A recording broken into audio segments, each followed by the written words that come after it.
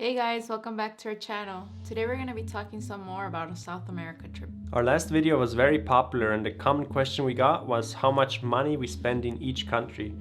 Today we are here to answer how much money we spend in Colombia and go more in depth about that part of our trip. Let's go. We arrived to Colombia mid-February of 2019 and we spent 30 days there. We started our trip in Bogotá, the capital of Colombia. And the main reason we chose Bogotá was because it has a big airport, it has the best connections to other countries, and it was easy for us to get to as we flew in from Mexico City. Yeah, we stayed a total of 3 days there, but it wasn't one of our favorite cities. The transportation was really bad and there wasn't much to see. Yeah, Bogotá has a lot of museums, but we aren't really like the museum type, so we mostly just walked around like the old town of Bogotá, the main square, all that kind of stuff.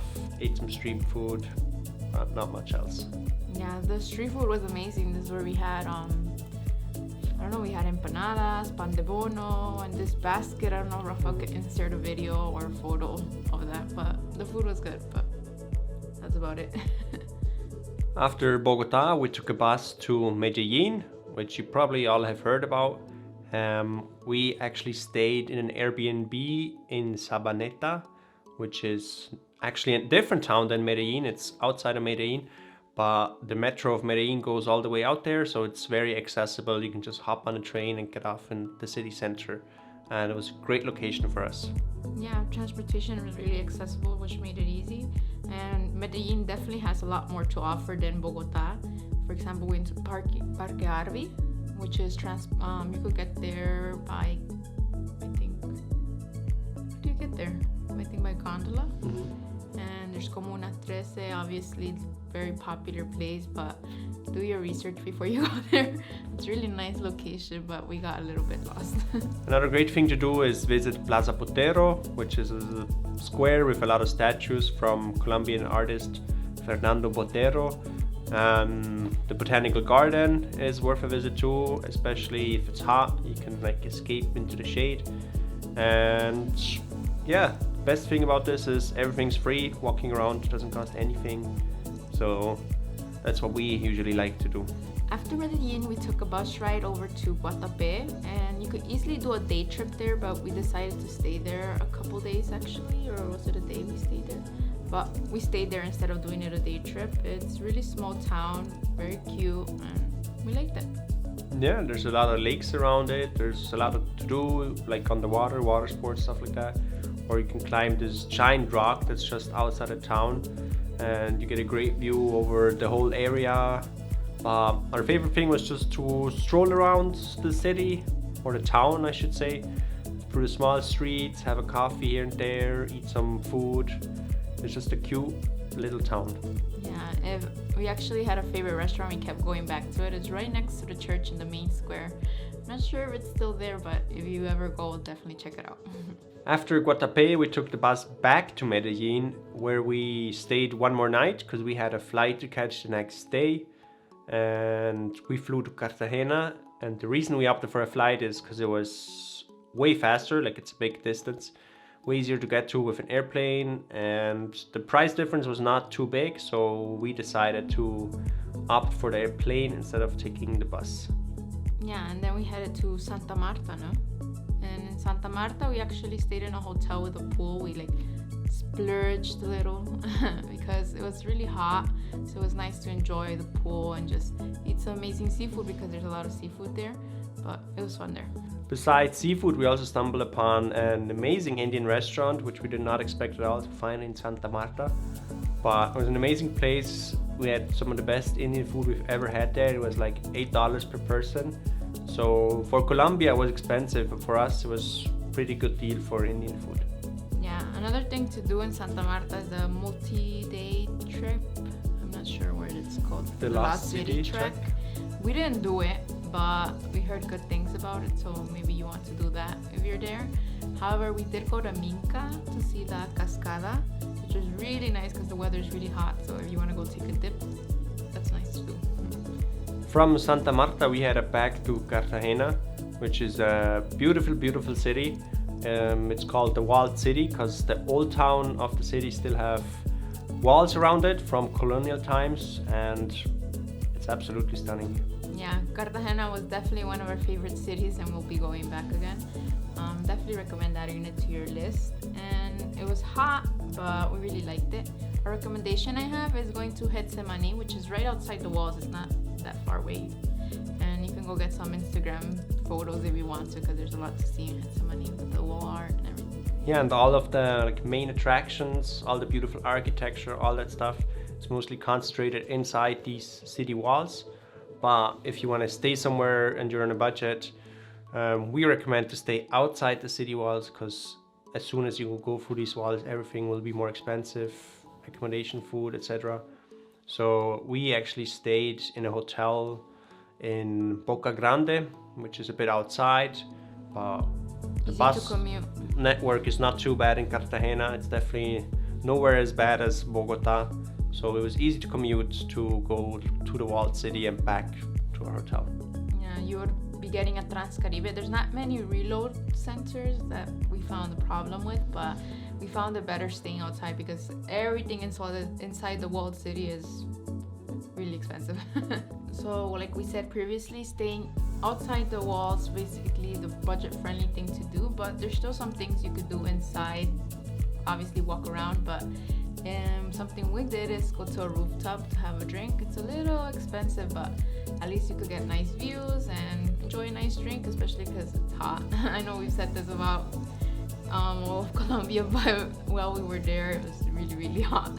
And also you can go to Juan Valdez, this cafe we like, which is right by the entrance of the wall, so you can have a nice view there too if you get a cold drink.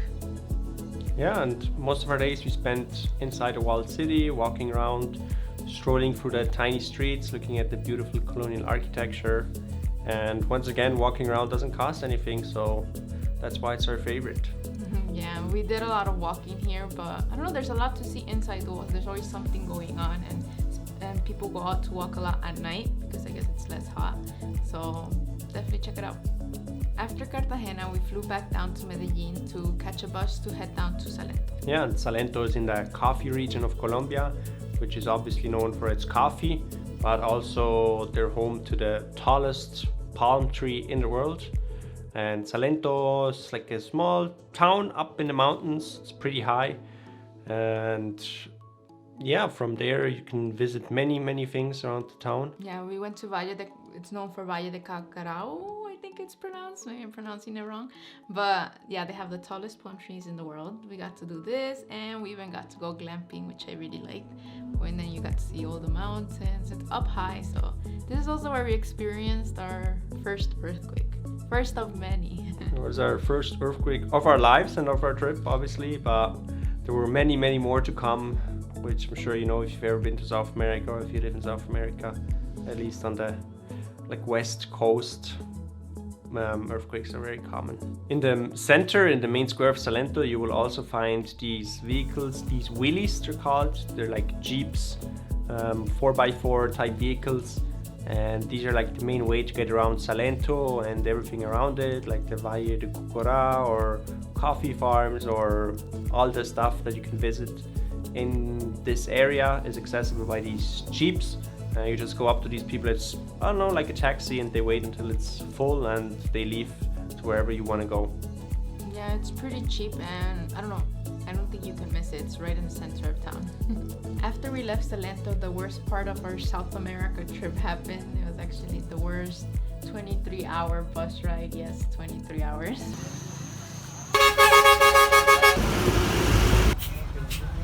Morales en el norte del Cauca. Los más We survived. We're here, and if you'd like us to make a video about that, maybe you can drop a comment below and we can make a video about that incident. But yeah, this incident is what cut our trip short, and we ended up heading down towards the border from there. Yeah, we have planned to visit other places like Tatacoa Desert or Las Lajas in the border of Colombia. In Ipiales, yes. But these things were not accessible. There was like a protest, and the Panamericana, which is like the main road going through the whole country and the whole continent, basically. was closed. Yeah, we could have made the trip to the church, but after the incident, I was like freaked and I was like, oh no, I want to get out of Colombia now. But don't get us wrong, it didn't change our way of thinking of Colombia. We would go back. It didn't. Besides this happening, we really, really enjoyed Colombia. So yeah, that's pretty much everything we did in Colombia. Now let's get into the numbers. Yeah, and like in the last video, I think we'll just say it. We spent a total of $1,857 in Colombia in 30 days. So that's around $62 a day for both of us. So like $31 per day per person for pretty much everything. One big expense, for example, was food. We spent $419 just on food. But in Colombia, we pretty much ate out. We ate out almost every day. In our apartment in Medellin, we cooked a few meals, but besides that, every other meal was eating out, like, I don't know, 3 times a day almost. Yeah, it was not cheaper, but definitely about the same price to just eat out than buying stuff and just making food at home. And so we decided to eat out because obviously the food in Colombia is amazing. So yeah, that's one good thing about Colombia. It's pretty cheap to dine out. And after that, we spend about $520 on transportation, and this includes our flight from Medellin to Cartagena and all the bus rides up to the border. So yeah, taxis, everything that moved us. All transportation. And for accommodation, we did $757 for both of us, but this was only mostly Airbnbs and hotels. We didn't stay in like bunk bed style hostels. Like, maybe it's cheaper for you if you're alone, but as partner we would be better sharing a room. It was cheaper, so we went with that. Yeah, and this leaves us with like $159 left over. This was just spent on like random things we didn't know what to categorize it as, like laundry. We bought a SIM card in Colombia. I don't know, maybe we had to go to the pharmacy, like hygiene products, all that stuff. Spent like $159 on random things like that. Yeah, that's everything for our video. That's how much we spent. Let us know if you have any questions. Maybe we didn't answer them in this video. We'll see you guys again in our next video, which will be about our trip through Ecuador. Yeah, see you. Bye.